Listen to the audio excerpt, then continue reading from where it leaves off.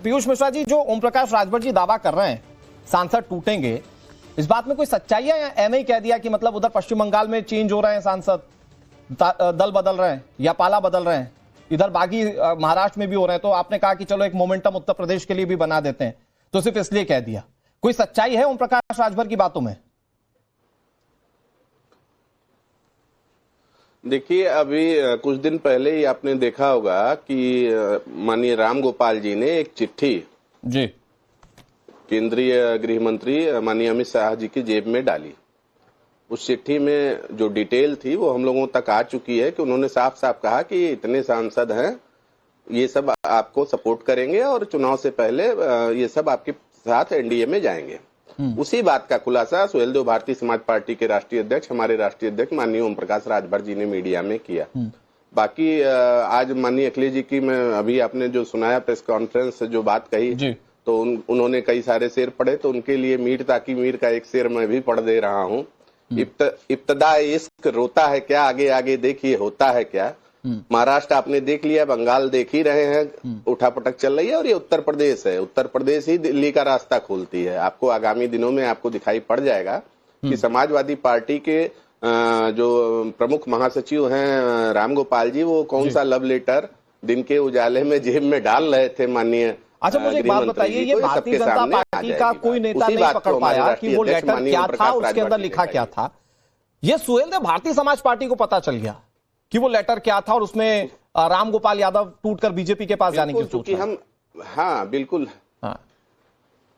बिल्कुल बिल्कुल, चूंकि कई सारे इनके घोटाले हैं, उन घोटालों में कई सारे सांसद इनके संलिप्त हैं। उन सांसदों की सूची तो घोटालेबाजों को आप रखेंगे अपनी पार्टी में या आपकी सहयोगी बीजेपी रखेगी अपनी पार्टी में? नहीं, जिसको ईडी सीबीआई का डर है, मतलब घोटालेबाजों को आप लेंगे अपनी पार्टी में या उनका साथ आपको चाहिए क्या? हाँ वही अनुराग भाई, नहीं अनुराग भाई, ये तो बात अब ये माननीय राम गोपाल जी ने बताया ना कि कितने सांसदों की सूची उन्होंने माननीय अमित शाह जी को सौंपी।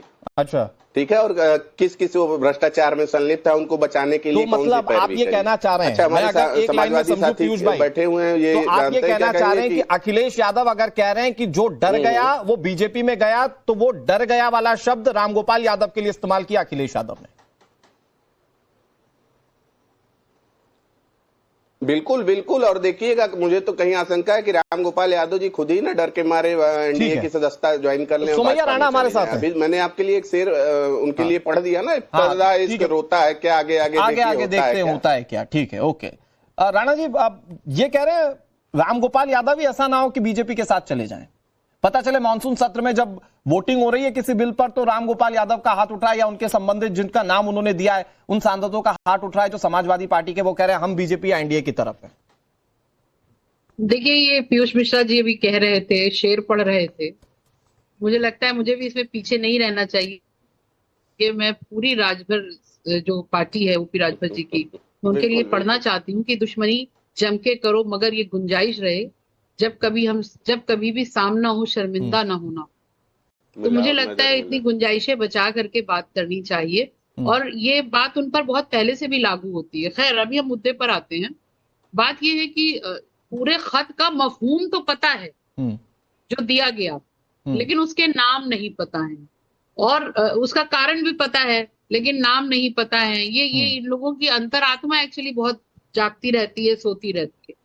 तो मुझे लगता है इस तरीके की बातें करके अनर्गल, अनुराग जी मैं बता रही हूँ, इस तरीके की अनर्गल बातें हैं जिसको बिहार से और बंगाल से अगर कनेक्ट किया जा रहा है, मैं इस तरीके के जो भी लोग हैं उनके लिए माननीय राष्ट्रीय अध्यक्ष अखिलेश यादव जी ने जब उस वक्त क्रॉस वोटिंग हो रही थी तो उस वक्त में कह दिया था कि ऐसे लोगों की यहाँ जगह नहीं है, और ये कोई पहली बार नहीं देखने को मिला है। मैंने तो जब से शऊर मुझे आया है मैं देख रही हूँ, इलेक्शंस के करीब आना जाना लोगों का लगा रहता है, कुछ इधर के उधर चले जाते हैं, उधर के इधर आ जाते हैं, और बहुत से इसी को मौका परस्ती कहते हैं। मौका परस्त लोग हैं, वो अपना चेंज करते रहते हैं। जी, एक वक्त था ना जब हमारे देश में लोग इधर उधर करते थे, दल बदल का कानून भी उनके ऊपर होता था, कई बार लोग दल बदल के चलते रेस्टिगेट भी हो गए, लेकिन आज देश की सियासत में ही हो रहा है कि पूरा का पूरा गुट उठकर चला जा रहा है दूसरे दल में।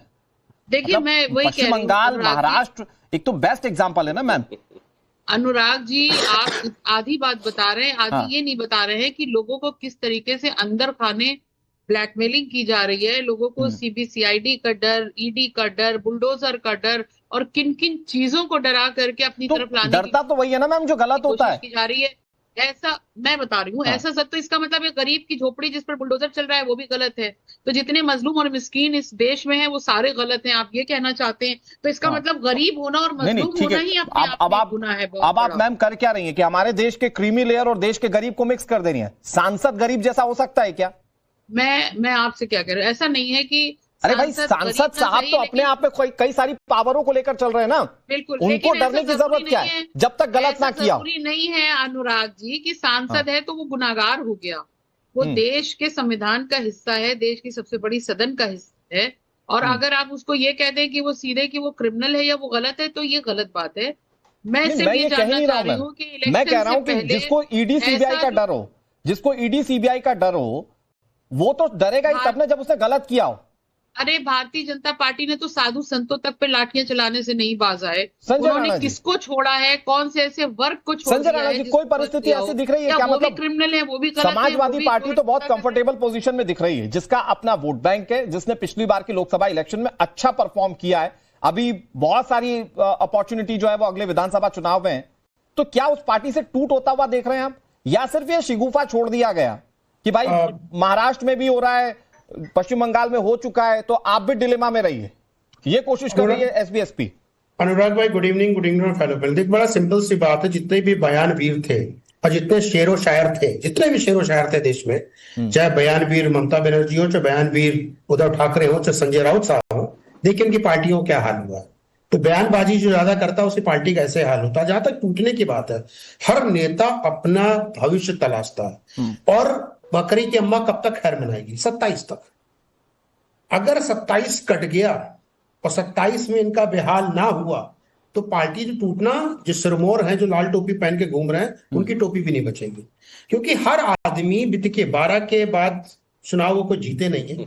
अब मेंबर ऑफ पार्लियामेंट 2024 में जरूर उनके 37 सांसद आए थे, लेकिन सत्ता के बगैर कोई भी साथी ज्यादा दिन तक टिकता नहीं। तो जो सत्ता के साथ चीजें बदलता है सर, वो तो मौका परस्त हुए ना सारे के सारे मौका परस्ती। बताइए, समाजवादी पार्टी जब बनी थी 1993 में बनी थी, उनके और पहले चले जाए 20 साल पहले तो पिताजी साइकिल पे चलते थे और पुत्र अभी मर्सिडीज चल रहा था। कोई मतलब के हार्वर्ड से मतलब उन्होंने सीईओ की कंपनी में नौकरी करते थे जो मर्सिडीज खरीद लिए, तो कहीं ना कुछ तो चार किया होगा ना, तभी मर्सिडीज आई है।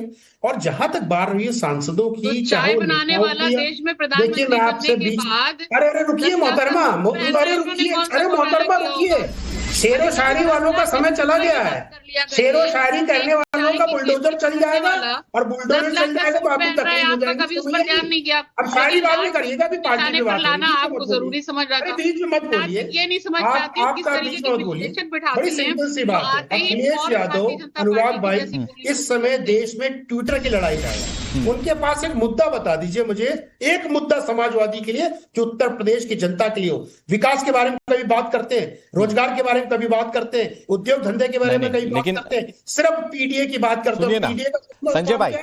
संजय भाई एक मिनट, सुमैया राणा जी इसके बाद आप भी काउंटर कीजिएगा। संजय भाई ठीक है, अखिलेश यादव नहीं मुद्दे की बात कर रहे हैं, तो ये मुद्दे की बात क्या ओम प्रकाश राजभर कर रहे हैं? मंत्री हैं और मंत्री हैं और वो ये बता रहे हैं कि फला पार्टी में टूट हो जाएगी। अरे भाई आज के समय में राम मंदिर में जिस तरह से जो लोगों का दान दिया उसमें गमन की बात सामने आ रही है। कुछ लोग तो ये भी कह रहे हैं कि सिर्फ ध्यान भटकाने के लिए ओम प्रकाश राजभर के बयान को जानबूझकर प्लांट किया गया है।